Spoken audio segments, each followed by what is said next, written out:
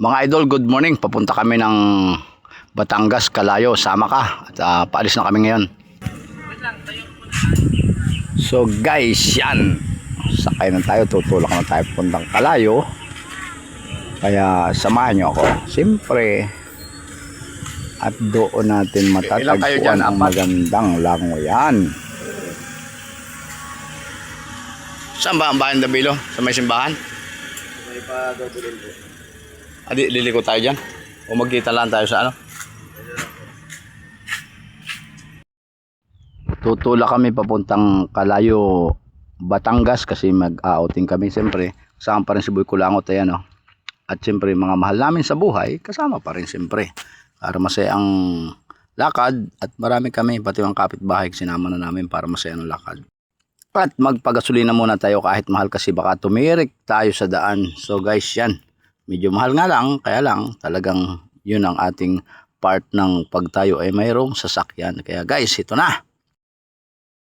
Yun nga guys, pagkatapos sa aming paggasolina, andito na kami.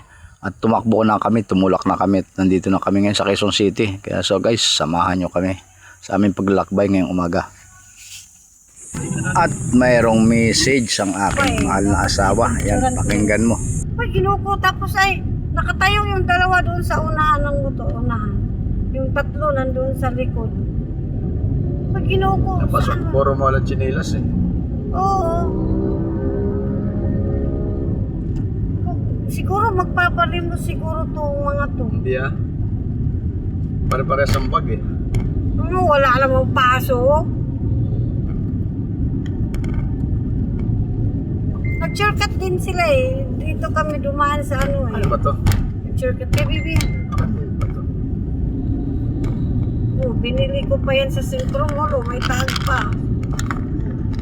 DJ mag-hi ka na. So yun, madali ang kwento. Yan, dito na kami. May nakaupong mama.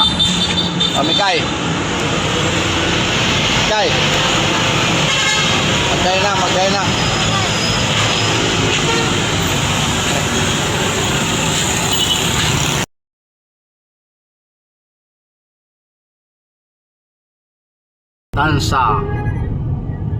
Tansa proper, Barangay Bunga.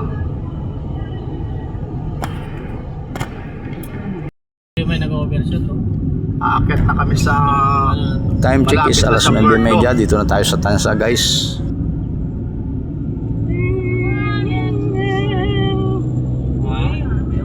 Naalala mo pa yung monkey? Ayun, bababa. Siyempre bababa pa tayo ron kasi Hindi talaga niya nalilimot. Tanda talaga niya. tanda talaga niya yung monkey. So yun, napakagandang tanawin makikita ninyo dito sa daan ng Maragondon. Na dati ay walang kalsada. Galing na ako dito nung nakaraang Masarap yung buko. Magkano kaya isang buko dyan? 20? Buko pa naman sa amin.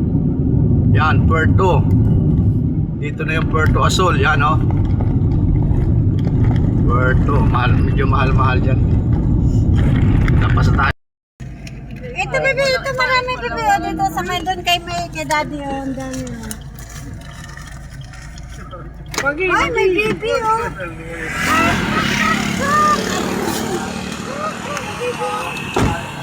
Payong tinapay.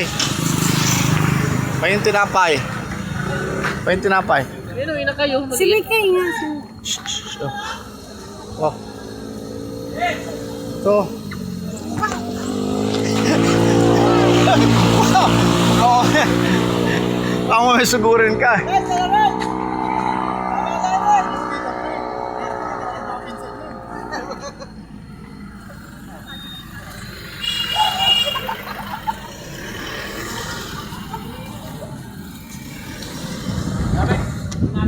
Delikado, mama.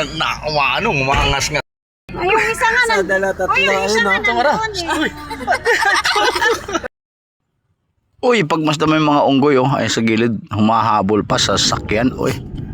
Kaso hindi na natin pwede silang hulihin kasi bawal. So guys, diretso na tayo. So yun, papunta na kami dito sa Nasugbo. Babaw ka lang, babaw. Ha? At liko-liko ang daan. Halos parang tinatawag na bitukang manok.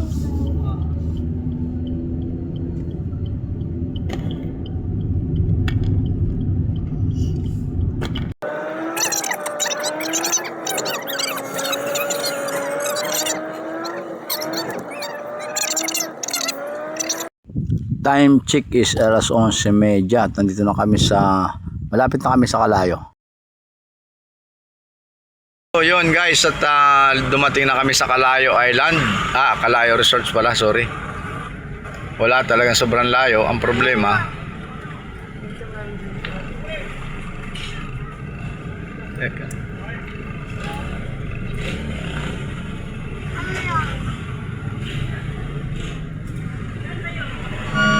Time check is alas 11:30 ng umaga. Nandito na kami Babalik sa tayo. Hindi, Calatagan, nandun yung Batangas. atin eh. At malapit na kami dito sa Kalayo Island.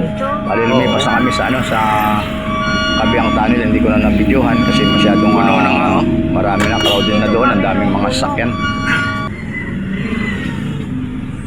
Ay, puno talaga. Puno talaga. Te! Pinuno mo na. Sabado kasi. Asa na? Asa na yung bata? Sumakay ng motor yun, nasa likod natin. Bata! Ito, shout out. Sige, diretso mo lang. Pa naman to sa natin pwesto. So guys, nito dumating na kami at ito yung part 1 ko kahit sundan ninyo ang aking vlog. Ito yung lalabas tayo. Ito yung area ng Kalayo. May mga bahay sa gilid at maraming magagandang bahay ang inyong makikita. Pero yung kabila niyan is dagat. Kaya so guys, sundan mo lang kung sakasakaling mapapunta ka rito, at least yung iskinita na yan papunta na yan sa dagat. At least alam na ninyo kung ano yung madadatnan dito sa Kalayo Resorts. Yan ang kalsada at may mga parkingan din. Paano? Hanggang sa muli, part 1 pa lang yan, panoorin nyo.